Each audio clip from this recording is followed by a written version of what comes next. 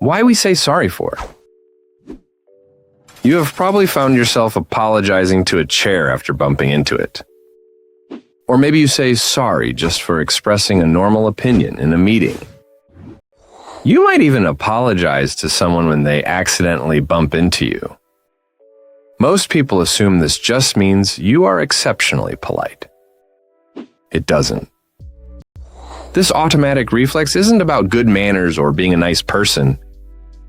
It is actually a hidden nervous system strategy designed to keep you safe. But this protection comes with a heavy, invisible price tag. By the end of this video, you will understand why we use the word sorry as a shield. You will also see how this simple habit is quietly undermining your self-worth. To understand the chronic over-apologizer, we have to look beneath the surface.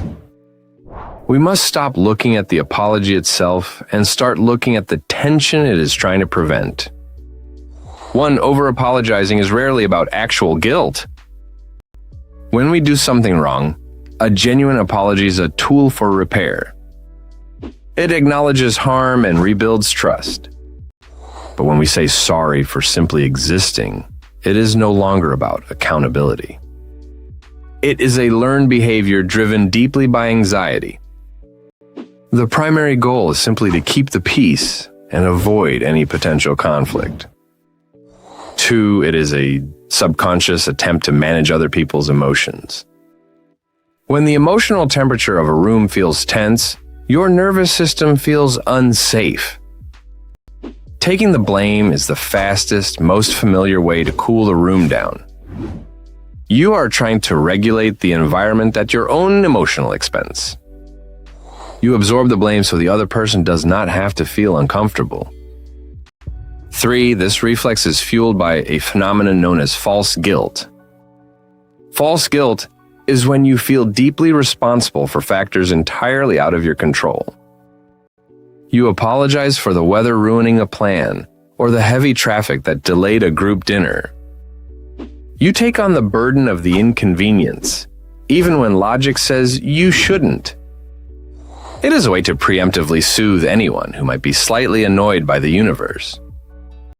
4, chronic apologizing is driven by intense emotional absorption. This is the tendency to soak up the feelings of everyone around you. Imagine a coworker walks into the room visibly frustrated about their day. Your immediate automatic reflex is to assume you must have caused their bad mood. Counseling resources note that anxiety makes you feel responsible for these external shifts. You apologize just to regain a sense of control over the unpredictable environment. If it is your fault, it means you can fix it.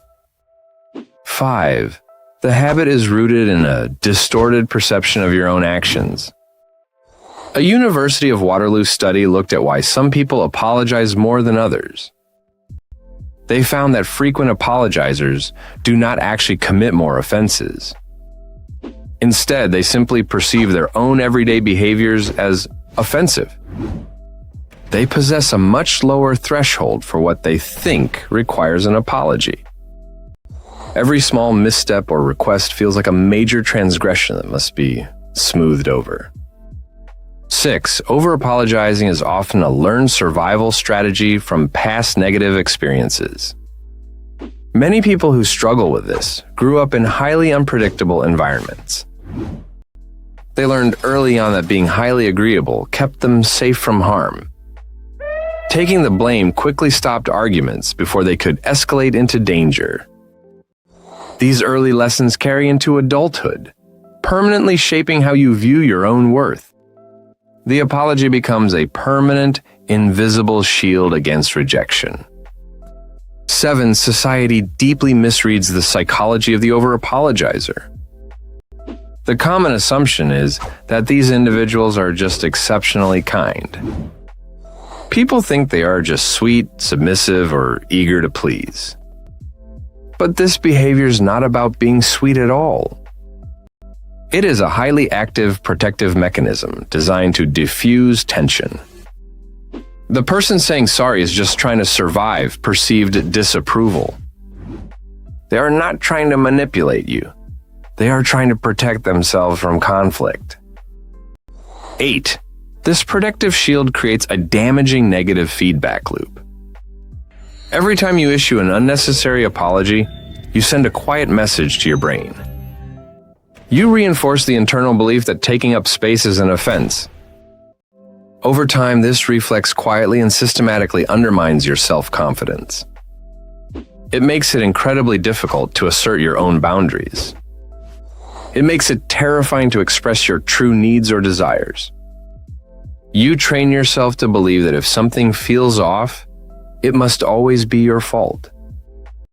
9. There is a clear line between healthy repair and compulsive retreat. Apologizing remains a vital, beautiful tool for healthy relationships when actual harm is done. Choosing not to apologize when you have done nothing wrong isn't about being cold.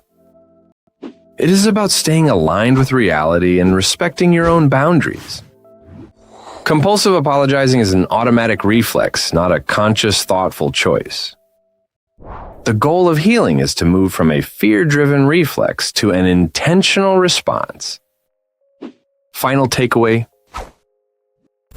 breaking this habit requires a profound shift in how you view your own presence. Therapists often suggest a simple but highly effective replacement strategy. They recommend replacing unnecessary apologies with expressions of genuine gratitude. Instead of saying, "Sorry, I'm late," you say, "Thank you for waiting for me." Instead of "Sorry for rambling," you say, "Thank you for listening to my thoughts." Instead of "Sorry to bother you," you say, "Thank you for your time." This small verbal shift does much more than just change your vocabulary. It actively stops you from shrinking yourself down to make others comfortable. It frames the interaction around mutual respect rather than assumed guilt. It rewires your brain to see your contributions as valuable, not burdensome. You do not need to apologize for simply existing in the world.